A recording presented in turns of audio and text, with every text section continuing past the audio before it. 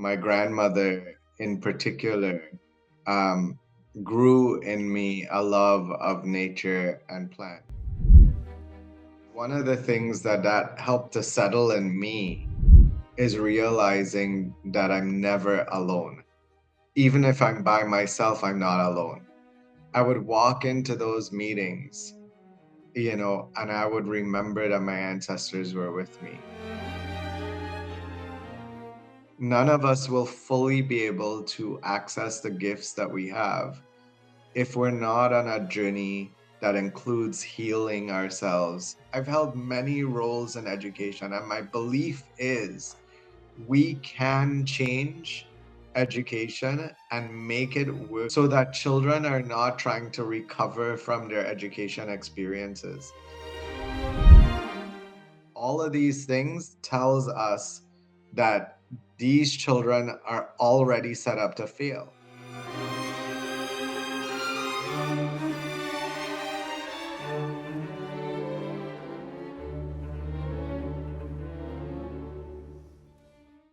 Hello, everyone, and thank you for joining us in today's episode of the Obehi podcast. I remain your host, Obehi Ewanfo. And today we are going to be, of course, always we talk about storytelling. So if you not be following us, I ask you to do so that at least you know what we are doing here, because we love to talk about story. We love to talk about ourselves. Because we want people to be able to connect to who we are before connecting to what we do. And that is, I know you that you want to do that. So that is something that is interesting to you. Make sure you subscribe to this podcast and make sure you follow up with the guests, beautiful guests and handsome people that will bring to this platform to share their experiences with you, because we want you to learn from them. All right, G1, thank you so much for being here. I really appreciate it. So, could you tell the people who you are, apart from just your name, but this time they want to learn more about you? Please go ahead. That's always a hard question for me. In the practice of elders who've taught me, I would say that my my my roots are from the Caribbean, and I was born in Canada. My ancestry is quite mixed in that it is black, brown, white, and indigenous. Indigenous from the Polynesian side of the world.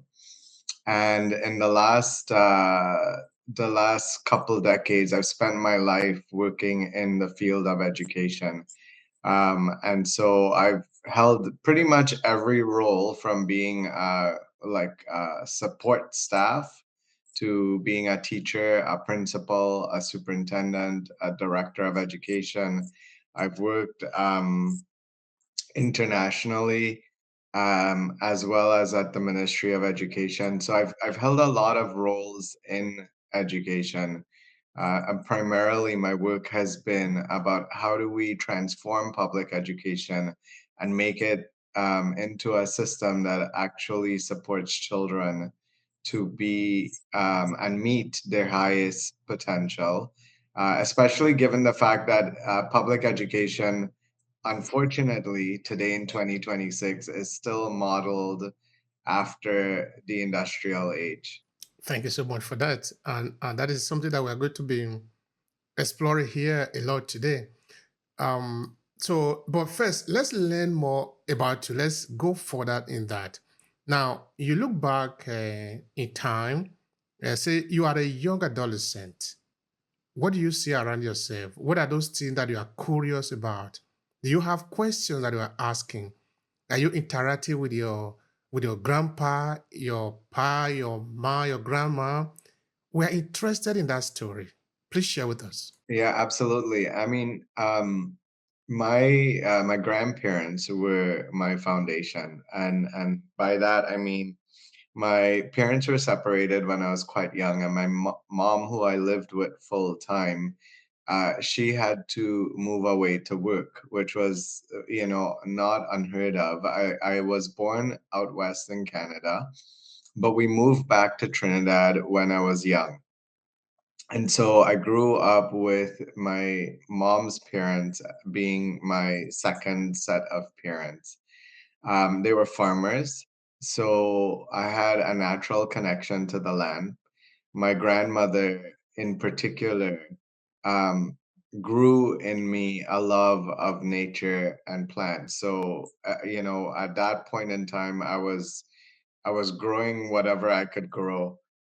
We also had land. We would grow a lot of fruit trees and vegetables. We had a lot of different kinds of animals, and I think the thing that I used to look at, I used to spend a lot of time looking at the world and wondering why things were the way they were.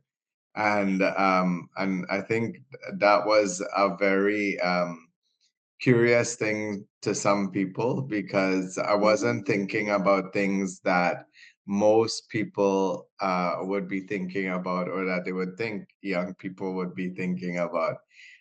So I went to school. If I saw issues that I felt wasn't just, um, or I would stand up and speak up for it. So at age well, one of my close friends, we've known each other since I was 4. She said we were both in preschool together, and she reminded me that once she joined, that I made sure that I stayed close to her to help her adjust. So that was me at 4. At 10, I was coordinating a campaign to send in messages to the UN about climate change from children. And by 16, when I went to an all boys Catholic school, and there was an issue that had happened that many of us felt were unjust. I was coordinating a petition to take it to the school amongst my friends, saying that we need to do better. And so that was me as a young person. And my grandfather, who was the farmer, we had cows. He was a very quiet man, but very present. So there wasn't a lot that he would say, and then he would say something. My grandmother was the one who would say more. Um, and she taught me how to my love of art. So, the piece of art that you're seeing behind me, I painted, but my grandmother was the one who taught me how to how to start. And you're seeing me looking down here, and it's because I have, my arms have tattoos, and right at the heart of this piece here is the first thing that my grandmother ever taught me to draw. So it's in here as well. And so on both arms, where they're both covered, I say I walk with my ancestors. And when I've been in some of my more difficult periods in my life, sometimes I would roll up my sleeve and walk into difficult spaces with the memory that my ancestors were with me, so that I would stay grounded in whatever it was that I was trying to do. Wow. Wow. That is beautiful. That is beautiful. I don't remember.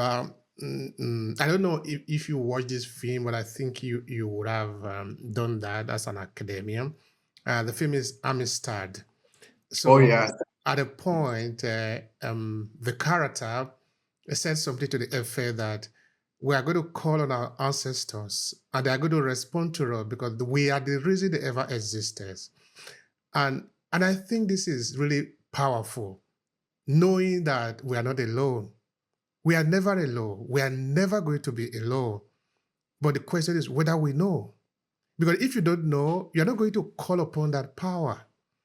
And until you call upon that power, it's not necessarily that you will call before they answer, because they will always answer, but it upon you to know that you are not alone. So you need to remember that. I like what you say there, that when you have difficulty, you know that the ancestors are with you. it took time and unlearning to remember that, because for a lot of us, especially for living in this part of the world, and really all over the world, many of us have lost that connection, and we're at a moment in history where even though we're so connected, I mean, you and I are in two completely different parts of the world right now, and we're having this conversation. And even though we are as connected as we are right now, there's an epidemic of loneliness, and there's an epidemic of, this sense of people feeling that they are in isolation, and it's fueling a lot of other problems. I battled the same thing. I remember, some years ago, I was going through a separation. I had moved at the time. I was living in Dubai, um, and I had moved there from a job that I love very much. I moved there because, you know, it was another opportunity to grow. And so I went there, and then COVID happened. And COVID happened, and